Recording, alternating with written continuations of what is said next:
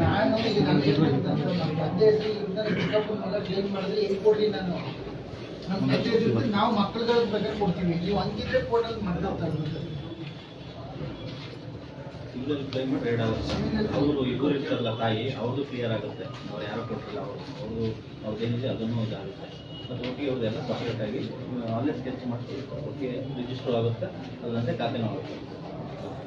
Civil ಈಗ 2ನೇ entry ಯಾರೋ ಇನ್ನೊಬ್ರು ಕೊಟ್ಟಿದ್ದಾರೆ ಅದು ಕ್ಲಿಯರ್ ಆಗುತ್ತೆ.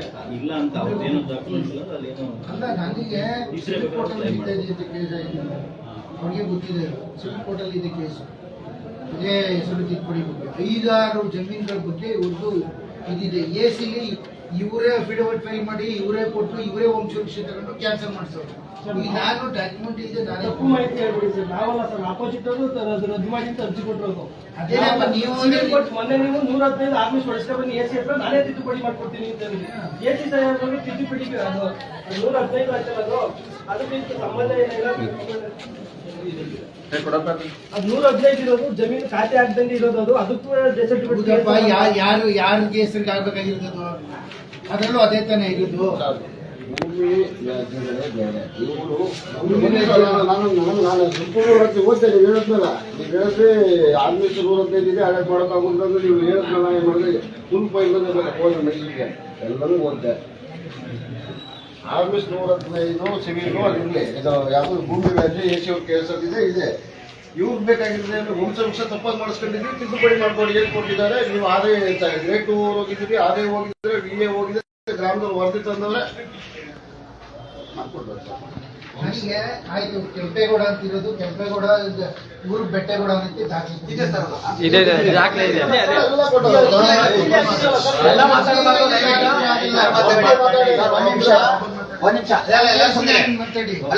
ವಿಚಾರ ಹೇಳ್ತೀವಿ. ನಿಮ್ಮ RIVAಗಳು ಏನ್ ಕೆಲಸ ಮಾಡ್ತಾರೆ? ಗ್ರಾಮಕ್ಕೆ ಹೋಗಿ ಗ್ರಾಮಸ್ಥರ ವಿರೋಧ ಅವ್ರೂರಿಗೆ ಹೋಗಿ ಅದನ್ನ ದಾಖಲೆ ತರಬಹುದಲ್ಲ? ವರದಿ ಮಾಡಿದ್ಮೇಲೆ ಮಾಡೇನೋ ಎಷ್ಟು ಜನ ಸಹಿ ಮಾಡಿದ್ದಾರೆ ಗ್ರಾಮಸ್ಥರು.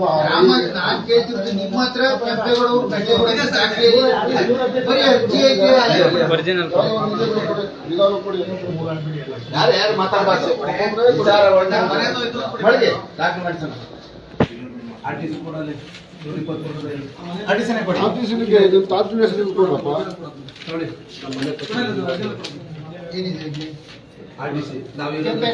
ಬೆಟ್ಟೇಗೌಡ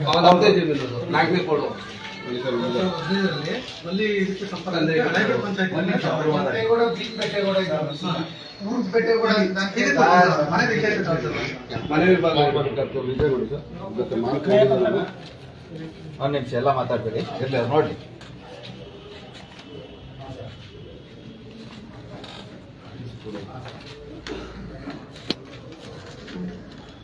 ಮತ್ ನೀವ್ಯಾಕ ಫಸ್ಟ್ ಪ್ರಮಾಣ ಪತ್ರ ಅವ್ರಿಗೆ ಏನೋ ಒಂದು ಒಂದೇ ಕೆಂಪೇಗೌಡ ಬೆಟ್ಟೇಗೌಡ ಕುಟುಂಬದವರೆಲ್ಲ ಒಂದೇ ಹೆಸರಾದಾಗ ಕನ್ಫ್ಯೂಷನ್ ಮಾಡಿಸ್ಕೊಂಡ್ರು. ಮತ್ತೆ ಅದು ತಪ್ಪವಾಗಿದೆ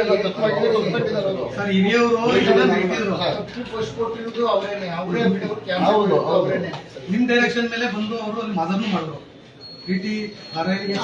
ರಿಪೋರ್ಟ್ ಕೊಟ್ಟಿಲ್ಲ. ಅದರಲ್ಲಿ ಇದಲ್ಲ ಈಗಂದಲ್ಲ.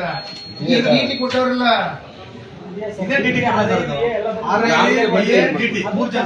ಮಾತಾಡಿ ಅಂತ ಹೇಳ್ತಾ ಇದ್ದೀವಿ. ನಮ್ಮ ಮುತ್ತಾತನ ಹೆಸರು ನಮ್ಮ ತಾತ ಹೆಸರು ಬಂದು ನಮ್ಮ ಮುತ್ತಾತ ಕೊಟ್ಬಿಟ್ಟು ತಗೊಂಡಿದ್ದೀವಿ.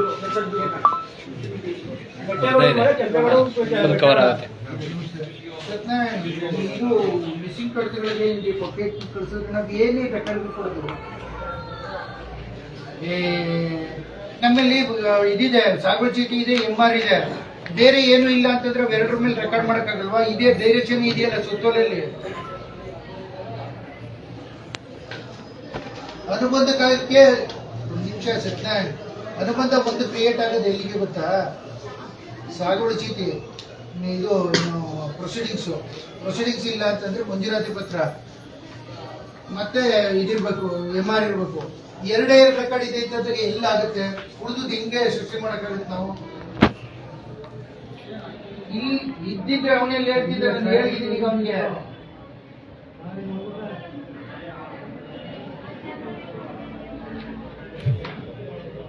ಇಲ್ಲ ಇಲ್ಲ ಇಲ್ಲ, OM ಎಲ್ಲ ಇದ್ದಿದ್ರೆ ಅನುಬಂಧ ಒಂದು ಇಲ್ಲೇ ಆಯ್ತದೆ. ನಿಮಗೆ ಯಾಕೆ ಕಳಿಸ್ತೀನಿ ನಾನು ಅದ ಕಳಿಸ್ತೀನಿ ಈಗ. ಒಂದು ನಿಮಿಷ ನಾನು ಕಾರಣಪತ್ರ ಮಾತಾಡ್ತೀನಿ. ತಪ್ಪಾಗಿ ನಾವು ಬೇರೆ ಉಳಿಸ್ತಾರೆ ಯಾರು ತಗೊಂಡಿಲ್ಲ ಅನ್ನೋದಪ್ಪ. ನಮ್ಮ ತಾತನ ತಗೊಳ್ಳೋ ಬದಲು ನಮ್ಮ ಮುತ್ತಾತ, ಅವ್ರಿಗೆ ನಮ್ಮ ತಾತ ದೊಡ್ಡಪ್ಪ ಆಗ್ಬೋದು, ದೊಡ್ಡಪ್ಪನ ಹೆಸರು ತಗೊಳ್ಳೋ ಬದಲು ಅವರ ತಾತನ ಹೆಸರು ಅಂತ ತಗೊಂಡಿದ್ರು. ಅದರಲ್ಲಿ ಮಾಚರಲ್ಲಿ ಮಾಡಿದ್ದಾರೆ ನೋಡಿ.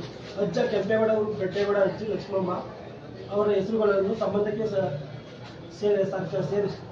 ಸೇರಿಸಿ ಸರ್ಕಾರಕ್ಕೆ ತಿಳಿಸಿ ವಂಶ ಪಡೆದಿರುವುದು ತಪ್ಪಾಗಿರುತ್ತದೆ. ಅದರ ತಪ್ಪೇನಾಗಿದೆ ಅಂದರೆ, ಅರ್ಜಿದಾರರ ದೊಡ್ಡಪ್ಪ ಕೆಂಪೇಗೌಡ ಅವರು ಬೆಟ್ಟೇಗೌಡ ಆಗಬೇಕಾಗಿದ್ದು, ಅವರ ತಾತ ಬೆಟ್ಟೇಗೌಡ ಬಿನ್ ಬೆಟ್ಟೇಗೌಡ, ಅಜ್ಜಿ ಲಕ್ಷ್ಮಮ್ಮ ಆಗಬೇಕಾಗಿರುವುದು ಸರಿಯಾಗಿರುತ್ತದೆ ಅಂತ ಮಾಡಿದ್ರು. ಲಕ್ಷ್ಮಮ್ಮಂದು ಬಿಡಿ, ನನಗೆ ಇದು ಕೆಂಪೇಗೌಡ ಅವರು ಬೆಟ್ಟೇಗೌಡ ಆಗ್ಬೇಕು ಅಂತ ಅವ್ರು ರಿಪೋರ್ಟ್ ಎಲ್ಲಿ ಕೊಟ್ಟಿದ್ದಾರೆ ಅದು ಬಿಡಿ ಸರ್. ಅದು ಈಗ ತಿರ್ಗಾ ಕಳಿಸಿದ್ರಲ್ಲ ಸರ್ ಅದಕ್ಕೆ ಮಾದರ್ಗೆ VA ಬಂದು ಮಾಡ್ಕೊಂಡ್ ಬಂದ್ರಲ್ಲ ಅವತ್ತು. ಇಲ್ಲ, ನಮ್ಗೆ ಇವರು DT ರಿಪೋರ್ಟ್ ಕೊಟ್ಟಿರೋದೇ ಕೊಟ್ಟಿ ಆಲ್ರೆಡಿ ಅವ್ರಿಗೆ ಕೇಳಿದೆ ನಾನು. ಟಪಾಲ್ ಇದೆ ಅಂದ್ರು. ಅಲ್ಲಿ ಕೇಳಕ್ ಹೋದ್ರೆ ನಾವು ಕೇಳ್ಕೊಂಡ್ ಬಂದಿ ಅಂತಾರೆ. ಸುಮ್ನೆ ಅಲಿಸ್ತಾವ್ರೆ ಬರೀ ಟಪಾಲ್ನವ್ರು. ಮೊನ್ನೆ ನಾವು ಗುರುವಾರ ದಿನ ನಾವು ಬಂದಾಗ ನೀವು ಇಲ್ಲೇ ಐತೆ ಅಂತ ನೀವೇ ಕೊಟ್ಟಿದ್ರು ಸರ್. ಕೊಟ್ಟಿಲ್ಲ, ನಿಮ್ಮತ್ರನೇ ಐತೆ. ಅದ್ರಲ್ಲಿ DT ಬರ್ದಿರೋದೇ ಹಂಗೆ. ಅದರಲ್ಲಿ ಎಲ್ಲಾ ದಾಖಲಾತಿಗಳು ಸರಿಯಾಗಿದೆ, ಬಟ್ ಕೇಸ್ ಐತೆ ಅಂತ ಮಾತ್ರ ಅವರು ಮೆನ್ಷನ್ ಮಾಡಿರೋದು. ಎಲ್ಲಾ ದಾಖಲಾತಿಗಳು ಸರಿಯಾಗಿದೆ. ಸಿವಿಲ್ ಅಲ್ಲಿ ಇದಕ್ಕೆ ಆಗಿರೋದು 115 ಅಂತ ಹೇಳಿದ್ರಿ, ಬಟ್ 115 ಸಿವಿಲ್ ಅಲ್ಲಿ ಎಲ್ಲ ಐತೆ. ಸಿವಿಲ್ ಅಲ್ಲಿ ಎಲ್ಲೂ ಇಲ್ಲ ಸರ್. 115 ಅದೇ ಅಂತ ನೀವು ಹೇಳಿದ್ರಿ. ಅದೊಂದು ಒಡಸ್ಕ ಬನ್ನಿ ನಾನು ಹೇಳಿದ್ರಿ. ಅಲ್ಲ, ಈ ಜಮೀನಿನ ಇದಕ್ಕೆ ಇರುವಾಗ ನಾವು ಸಿವಿಲ್ ಇದ್ದಾಗ ಕೊಡಕ್ ಬರಲ್ಲ ಹಂಗೆ. ಈ ಬೇರೆ ವಿಷಯಕ್ಕೆ ಬೇಕು ಸರ್ ನಮ್ಗೆ. ಈ ಸರ್ ಭೂಮಿ ಎಲ್ಲ ಬೇರೆ ವಿಷಯಕ್ಕೂ ಬೇಕು. ಹೌದು, ಇದನ್ನ ತಗೊಳ್ಳೋದು ಇವಾಗ ಪ್ರೊಡ್ಯೂಸ್ ಮಾಡಿದ್ರೆ ಕೊಟ್ಟವ್ರೆ, ಅವ್ರಿಗೆ ಕ್ಯಾನ್ಸಲ್ ಮಾಡಿ ಅಂತ ಅದಕ್ಕೆ ದಾಖಲಾತಿ ಇದೆಯಲ್ಲ ಸರ್ ಅದಕ್ಕೆ. ಡಾಕ್ಯುಮೆಂಟ್ ಸ್ವಾಮಿ.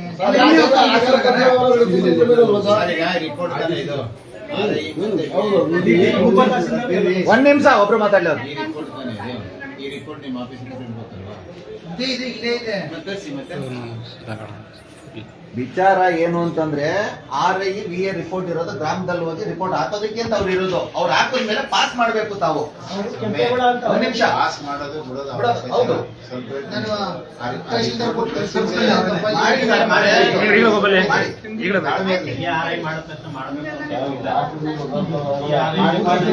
ಇನ್ನೂ ಆಗ್ತಿಲ್ಲ ಆಗುತ್ತಾ? ಕೆಂಪೇಗೌಡ ಅಂತಾನೆ ಹಾಕಿದ್ದಾರೆ. ಕೇಸ್ ಅದೇ ಅನ್ನೋದು ಮೆನ್ಷನ್ ಮಾಡಿದ್ದಾರೆ. ಓಕೆ, ತಾಳ್ಮೆ ಇರ್ಲಿ. ಆಯ್ತು. ತಾಳ್ಮೆ ಇದೆ. ಅಲ್ಲ, ಓದಿಸಿ ಸುತ್ತಿಸ್ತಾರ. ಈ ರೀತಿ ಆಗ್ಬಿಟ್ರೆ ಜನ ಓದಿಸಿ ಜನ ನಿಂತಿದಾರ ಒಂದೊಂದು ಕೇಸ್ಗೆ. ಇವ್ರೇ ಅಂದ್ರು. ಕೊನೆ ತಿದ್ದುಪಡಿಗೆ ಹಾಕಿದ್ರೆ ದಾಖಲಾತಿಗಳು ಕೊಟ್ಟಿಲ್ಲ ಅಂತ ಅದಕ್ಕೆ ಕೊಟ್ರು. ಸ್ವಲ್ಪ ಅವತ್ತಿನ ಕೇಳಿ ಇದು ವಿಧಾನ ಇರ್ಲಿ, ಇರ್ಲಿ. ನೋಡ್ರಿ,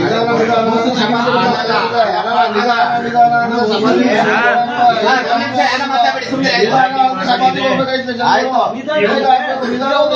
RI ದಾರಿ ತಪ್ಪಿಸ್ಬೋದು. ಮಾನ್ಯ ತಹಸೀಲ್ದಾರ್ ದಾರಿ ತಪ್ಪಿಸಿದ್ರೆ ನಮ್ನ 115 ಕೇಸ್ ಅನ್ನು ಹೊಡ್ಸ್ಕೊಂಡ್ಬಿಡಿ ನಾನು ಮಾಡ್ಕೊಡ್ತೀನಿ ಅಂತ ಅಂದ್ರು. 115 ಬರ್ತಿರೋದಪ್ಪ ಅದು. ನೀವು 115 ಅಂತ ಹೇಳಿದ್ರೆ ಅವ್ರು ಬರ್ತಾರೆ ಈಗ, ಬರ್ತಾರೆ ಈಗ. ನಿಮಿಷ, ಸುಮ್ನಿರಿ, ಈಗ ಬರ್ಲಿ, ಫೈಲ್ ಎಲ್ಲ ಮಾತಾಡಬಾರ್ದು. ದಯವಿಟ್ಟು ಎಲ್ಲಾ ಕಡೆ ಸಮಸ್ಯೆ ಇದೆ, ಸುಮ್ನಿರಿ. ಎಲ್ಲ ಮಾತಾಡ್ಬೇಡಿ.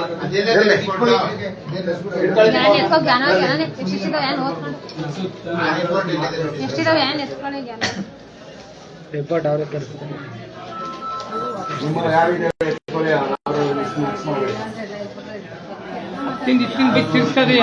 ಇರ್ಲಿ, ಇರ್ಲಿ, ಆಯ್ತು. ಯಾಕೆಂದ್ರೆ ಇಷ್ಟೊಂದು ಜನ ಬರಂಗೇ ಇಲ್ವಲ್ಲ. ಈ ಕಡೆ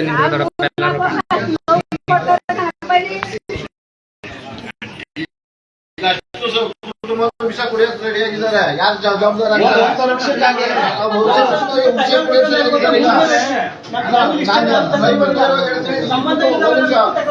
ಇವ್ರು ಮಾಡೋದು ತಾಲೂಕು ಕಚೇರಿ ರಾಜ್ಯದ ಸಮಸ್ಯೆಗೆ ಇಷ್ಟು ಕುಟುಂಬ ವಿಷ ಕುಡಿತೀವಿ ನಾವು ಹೇಳೋದಕ್ಕೆ ನಾವು ಮುಂದೆ ನೀವು ಕುಡಿಬೇಡ್ರಪ್ಪ ಪರಿಹಾರ ಕೊಡ್ತೀವಿ ಅಂತ ನೋಡೋದು ಸತ್ರೆ ಇವರೇ ಜವಾಬ್ದಾರ ಆಗ್ತಾರೆ.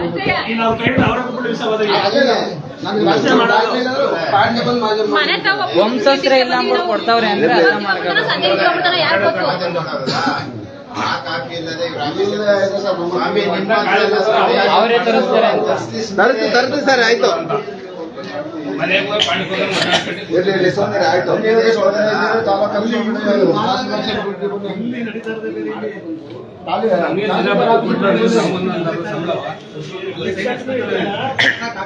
ಒಂದು ವರ್ಷ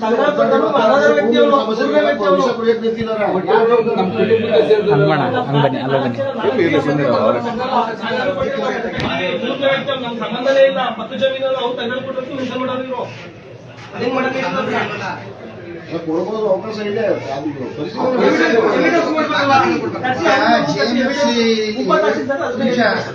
ಜೆಎಂಎಫ್ಸಿಲಿ ಸಿ ಮಿಸು 145 2022 ಇದೆಯಲ್ಲ ಕೇಸ್ ಡಿಸೈಡ್ ಆಗಿದೆ. ಜೆಎಂಎಫ್ಸಿಲಿ 145/22. ಅದ್ಯಾವುದು ಇಲ್ಲ ನಮ್ದಿರೋದು ಇದು ಅವ್ರು ಹೇಳ್ತಾರ ಕೇಸ್ ನಂಬರ್ ಹೇಳ್ತಾರೆ. ಜಮೀನು ಸಂಬಂಧಪಟ್ಟದ್ದು ಇಲ್ವಲ್ಲ ನಮ್ದು. ನೋಡ್ಕೊಳ್ಳಿ ಇಲ್ಲ ಅನ್ಬೇಡಿ. ಇಲ್ಲಿ ನಮ್ದು ಯಾವ್ದಿಲ್ಲ ಅಲ್ಲಿ ಕೇಸರಿ ಕಂಡ್ರೆಗೌಡ ಪೇಟೆ ಸಂಬಂಧಪಟ್ಟ ಯಾವುದೇ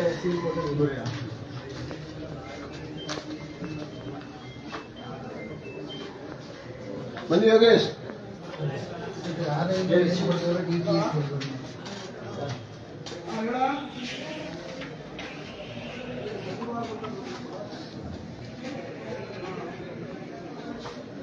ಏನು ಬಂದಿದ್ರೆ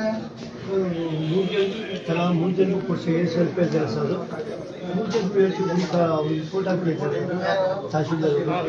ನಾನು ಏನು ಹೇಳಿದೆ ಅಲ್ಲಿ ಹೋಗ್ಬಿಟ್ಟು ಭೇಟಿ ಮಾಡಿ ಹೇಳ್ಬಿಟ್ಟದಕ್ಕೆ ನಾನು ಫೋನ್ ಮಾಡ್ತೀನಿ ಇನ್ನಲ್ಲ.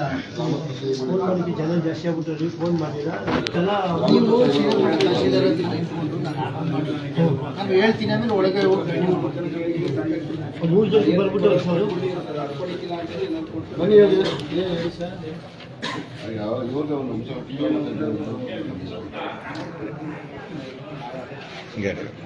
ಈ ಬಸ್ಸೊಮ್ಮೆ ಬನ್ನಿ ಕ್ಲಿಯರ್ ಮಾಡಿ. ಮೇಡಮ್ ನಾನೀಗ ನೋಟಿಸ್ ಕೊಟ್ಟಿರೋದು ಅಷ್ಟೇ. ಇದು ಕೇಸ್ ದಾಖಲಾಗಿದೆ ಅಂತಿಲ್ಲ.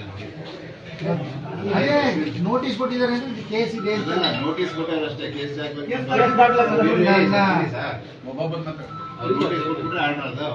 ಆರ್ಡರ್ ಅಲ್ಲ, ಕೇಸ್ ಅಲ್ಲಿ ನಡೀತಾ ಇದೆ ಅಂತ ಹೇಳಿರೋದು. ಅಂತ ಹೇಳಿಲ್ಲ ಅಲ್ಲಿ.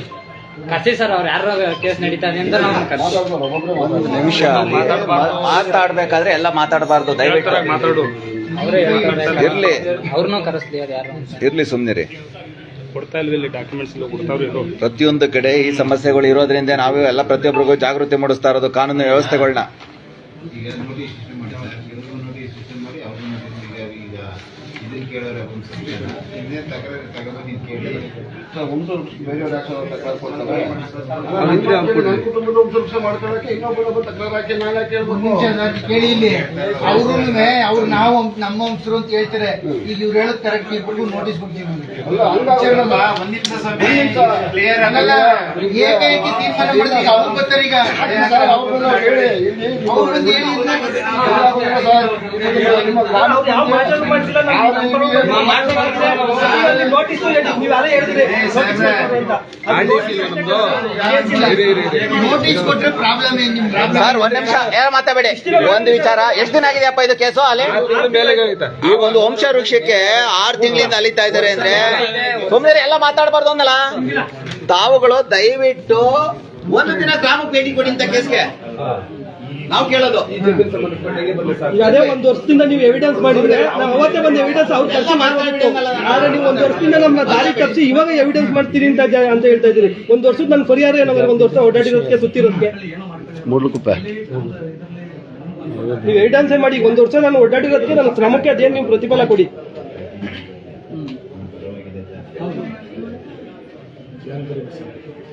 ಇಲ್ಲ 53 ಇದೆ. ಈಗ ನನಗೇನು ಗೊತ್ತು, ನಾನು ಎನ್ಕ್ವೈರಿ ಮಾಡಬೇಕು, ಸತ್ಯ ತಿಳ್ಕೊಬೇಕಲ್ವಾ. ಇಬ್ಬರಿಗೂ ನೋಟಿಸ್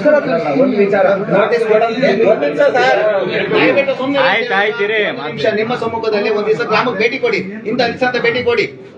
ನೋಟಿಸ್ ಕೊಡೋದಕ್ಕಿಂತ ಭೇಟಿ ಕೊಡಿ.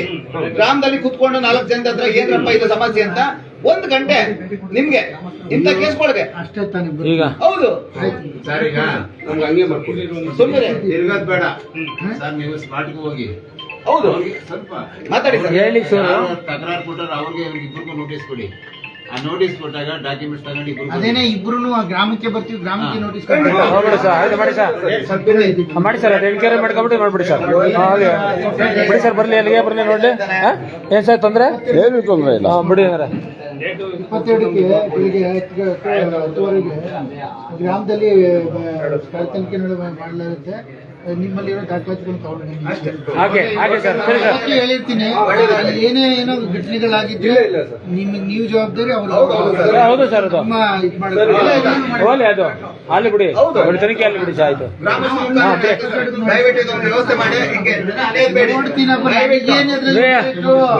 ಅವ್ರು ಕೆಲಸ ಮಾಡ್ಲಿ, ಈಗ ಕೆಲಸ ಮಾಡ್ಲಿ, ಈಗ ತನಿಖೆ ಬರ್ಲಿ, ಅಲ್ಲಿಗೆ ಬಂದು ನೋಡ್ಬಿಡಿ, ಏನ್ ಮಾಡಿ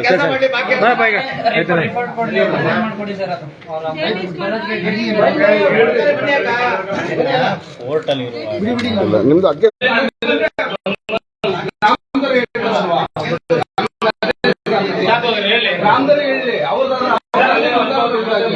ಜಮೀನ್ ಹತ್ರ ಹೋಗೋಣ.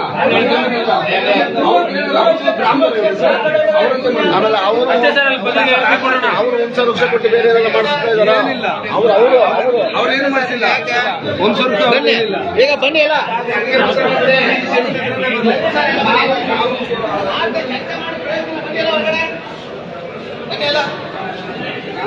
ವ್ಯವಸ್ಥೆ ಏನಿದೆ ಅಂದ್ರೆ ನಾವಿವ್ರು ಸಂಬಳ ಕೊಟ್ಟು ಮಡಿಕೊಂಡ್ರೆ ಇವ್ರು ನಮ್ ಕೆಲಸ ಮಾಡಲ್ಲ, ನಾವಿಲ್ಲಿ ಅಲಿಬೇಕು. ವ್ಯವಸ್ಥೆ ಸರಿ ಮಾಡ್ಬೇಕಂದ್ರೆ ಇವೆಲ್ಲ ವಿಚಾರಗಳು ಅರ್ಥ ಮಾಡ್ಕೊಳ್ಳಿ. ಯಾಕೆ ಈ ವ್ಯವಸ್ಥೆ ನಮ್ಗಿದೆ ಅನ್ನೋದು ಅಲ್ಲೇ ಬರ್ಲಿ ಅವ್ರದ್ದು ಅಂತ ಅಂದ್ಬಿಟ್ರೆ ಆಮೇಲೆ ಈ ಜಮೀನು ನಮ್ಗೆ ಕೈ ಕೊಟ್ಟಿರೋರು ಅಲ್ಲೇ ಅವ್ರೆ, ಗ್ರಾಮದಲ್ಲಿ ಅವ್ರೆ, ಕೊಟ್ಟಿರೋರು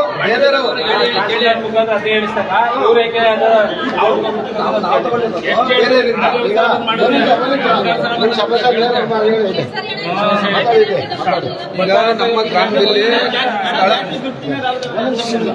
ಈಗ ನಮ್ದು ನರಳಿ ಎಲೆಗೆ ಸೇರಿದ ಜಮೀನು 124 ಕೆಂಪೇಗೌಡ ಊರು ಪೆಟ್ಟೆಗೌಡ ಅಂತ ಇರ್ತದೆ.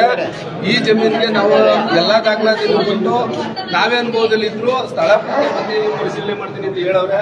ಆ 124 ಜಮೀನು ನಮ್ಮದಾಗಿರ್ತದೆ, ನಮ್ಮ ಕುಟುಂಬಸ್ಥರದ್ದಾಗಿರ್ತದೆ. ಜನನ ಮರಣ ತಿದ್ದುಪಡಿ, ಇದು ಮರಣ ಪತ್ರ ತಿದ್ದುಪಡಿ ಕೇಳಕ್ಕೆ ಬಂದಿದ್ದಾಗ ಅವರು ಆ ಕೋರ್ಟ್ ಅಲ್ಲದೆ ಈ ಕೋರ್ಟ್ ಅಲ್ಲದೆ ಜಮೀನನ್ನ ವಿಚಾರ ಹೇಳಕ್ಕೆ ನಮ್ಗೆ ತಿದ್ದುಪಡಿ ಮಾಡ್ಕೊಡ್ತಾನೆ ಇಲ್ಲ. ಜನನ ಮರಣ ಪತ್ರದ ಅವರೇ ಗ್ರಾಮಕ್ಕೆ ಬಂದು ಪಾಟ್ ಬಾಜು ಮಾಡಿ ಎಲ್ಲಾ ದಾಖಲೆ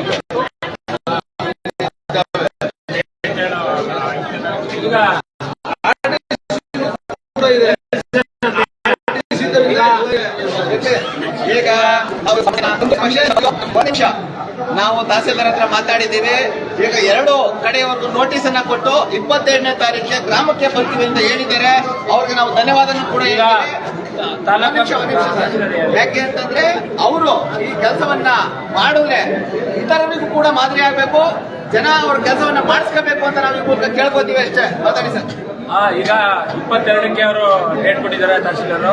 ಸ್ಥಳಕ್ಕೆ ಬರ್ತೀವಿ ಅಂತ ಹೇಳಿದ್ರೆ ಅವರು ಬರ್ಲಿ, ಇವರು ಬರ್ಲಿ, ಅವ್ರ ದಾಖಲೆ ಮತ್ತೆ ಇವ್ರ ದಾಖಲೆ ತರಲಿ ಅಂತ ಹೇಳಿದ್ರೆ ತರದ್ರ ಮುಖಾಂತರ ಜನನ ನೋಡ್ಲಿ, ಇವ್ರದ್ದು ಸರಿನಾ ಅವ್ರು ಸರಿ ಅಂತ ಜನ ನೋಡಿ ಜನ ಮುಖಾಂತರನೇ ತಹಸೀಲ್ದಾರ್ ಸಾರ್ವಜನಿಕರು ಕೆಲಸ ಮಾಡ್ಕೊಳ್ಳಿ. ಓಕೆಲ್ಲ? ಓಕೆ. ಎಲ್ಲಕ್ಕಿಂತ ಪ್ರಮುಖವಾದ ವಿಷಯ ಎಲ್ಲಕ್ಕಿಂತ ಪ್ರಮುಖವಾದ ವಿಷಯ ಅಂತ ಹೇಳಿದ್ರೆ ಪ್ರತಿಯೊಂದು ವಿಷಯಕ್ಕೂ KRS ಪಾರ್ಟಿಯವರೇ ಬರ್ಬೇಕಾ? ತಹಸೀಲ್ದಾರ್ KRS ಪಾರ್ಟಿಯವರೇ ಕ್ವಶನ್ ಮಾಡ್ಬೇಕಾ? AC ಅವರು KRS ಪಾರ್ಟಿಯವರೇ ಕ್ವಶನ್ ಮಾಡ್ಬೇಕಾ? ಅವರೇ ಹೆಚ್ಚಿಸ್ಕೊಂಡು ಕೆಲಸ ಮಾಡೋಕ್ಕಾಗೋದಿಲ್ಲ ಅಂತ ಒಂದು ನಿರ್ಮಾಣ ಕಾಣ್ತಾ ಇದೆ. ಮಾಡೋದ ಇನ್ಮೇಲೆ ಪ್ರತಿ ತಾಲೂಕು ಪ್ರತಿ ಜಿಲ್ಲೆಗೂ ಹೋಗೋದ ಇಂಥ ಸಮಸ್ಯೆಗಳು ಹೇಳಿಕೆ ಬಂದಿ ಸರ್. ಬಂಧುಗಳೇ, ಪ್ರತಿಯೊಂದು ತಾಲೂಕು ಕಚೇರಿಗಳಲ್ಲಿ ಇಂಥ ಸಮಸ್ಯೆಗಳನ್ನ ಪ್ರತಿಯೊಬ್ಬರು ಎದುರಿಸ್ತಾ ಇದ್ದೀರಾ. ಈ ವಿಚಾರವಾಗಿ KRS ಪಕ್ಷ ಇಡೀ ರಾಜ್ಯಾದ್ಯಂತ ಜನರ ಹಕ್ಕುಗಳಿಗಾಗಿ ಹೋರಾಟ ಮಾಡಿಕೊಂಡು ನ್ಯಾಯವನ್ನು ಕೊಡಿಸುವಂತ ಕೆಲಸ ಮಾಡ್ತಾ ಇದೆ. ದಯವಿಟ್ಟು ನೀವೆಲ್ಲ KRS ಪಕ್ಷವನ್ನ ಸಂಪರ್ಕಿಸಿ, ಎಲ್ಲಿ ಅನ್ಯಾಯ ನಡೀತದೆ ಅಲ್ಲಿ KRS ಪಕ್ಷ ಸದಾ ನಿಮ್ಮ ಜೊತೆ ಇರುತ್ತೆ. ದಯವಿಟ್ಟು ಯಾರು ಕೂಡ ಅನ್ಯತವನ್ನ ಭಾವಿಸಬಾರ್ದು, ನಿಮ್ಮ ಕೆಲಸಗಳಾಗಬೇಕು ಅಷ್ಟೇ. KRS ಪಕ್ಷ ಸದಾ ನಿಮ್ಮ ಜೊತೆ ಇರುತ್ತೆ ಅನ್ನುತ್ತಾ ಇಷ್ಟು ಸಮಯ ಕೊಟ್ಟು KRS ಪಕ್ಷವನ್ನ ವೀಕ್ಷಣೆ ಮಾಡ್ತಿದ್ದಂತ ಎಲ್ಲ ಅಭಿಮಾನಿಗಳಿಗೂ ಧನ್ಯವಾದಗಳನ್ನ ತಿಳಿಸ್ತಾ